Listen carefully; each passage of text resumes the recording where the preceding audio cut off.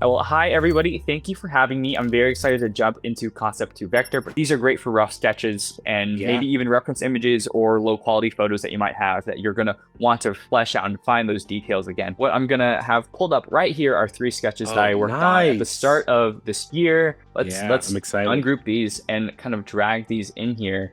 So there are so many different ways we can kind of go about using concept to vector here, and we can kind of see some different iterations that we can even use. Well, let's try using line art, and let's just hit generate. So this is using the Gemini model from Google. That's clean line work, actually. Yeah. Wow. Those are vectors, man. That's man. So let's hit Command Y so we can check out those outlines. Jeez. Oh my gosh, that's so close. It's missing just the brim of this hat here. Yeah. But it's also these overlapping lines. So honestly, I'm not expecting the generative models to understand kind of my thought process completely. We want the lines to be as clean as possible. So I'm just going to use my lasso tool here. I've just hit Q, selecting all of these like that, and just hit simplify. Nice. So it's already giving me that clean line. Obviously, though, this isn't futuristic, and I kind of want to see a futuristic version of it. So let's take this again. So this is our generative version, and let's see. Let's use this drawing preset here. I want to see what it gives me, because this is just clean line work, but there's some brush detail. So I'm curious if it'll give me the brush detail along lines, or if it's going to add fading, if it's going to kind of do all these things that the thumbnail is kind of giving us. Oh, wow, check that out. Wow. Is that live text? I think that's live text. It's even provided live text. That's incredible. But even then, it's built out my sketch even more. It recognized that it was a car, a steampunk futuristic car driving through the busy streets of a opulent city. These nickel and dime words, man. That's some prompting nickel right and there. dime words. I'm gonna take that. I love that phrase, nickel and dime, dude.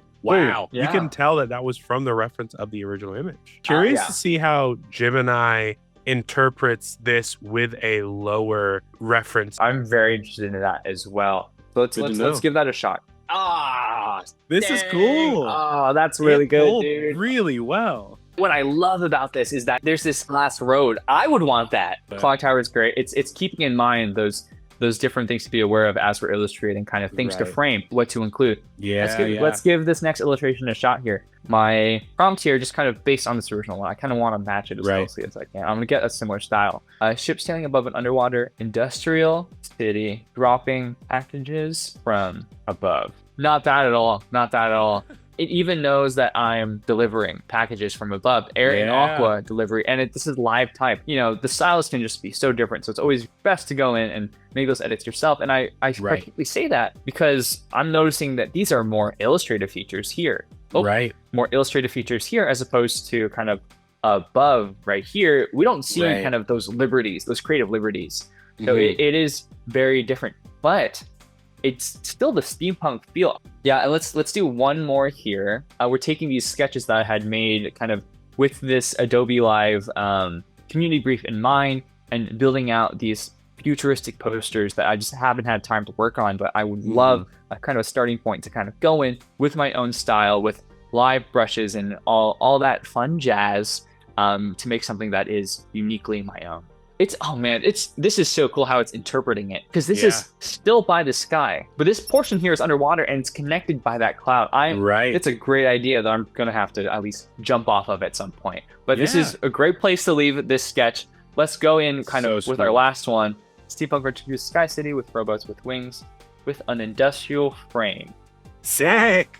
Wait, that's cool. Wow, that's so close. Interpreted your text. It's interpreting it in perspective, which is cool. It's keeping in mind those aspects that I'm trying to keep in mind here. Dude, this is so close. This is fantastic. Like, imagine seeing maybe I'm just gonna go in with my pen tool here. Yeah. Like a little hot air balloon like that. Oh man, that's a great idea to work off a little bit. And even this little drill here, I think it's maybe pulling that from the industrial prompt that I used. Right. But the most interesting thing about this one is I was in the process of rendering this out already. This is kind of more of the work that I was working on. So it's keeping the shape here for my sketch here, but again, you yourself can kind of build out those shapes as you like. Matthew, thank you so much for hanging out with us today. Thank you guys for tuning in. See you guys later.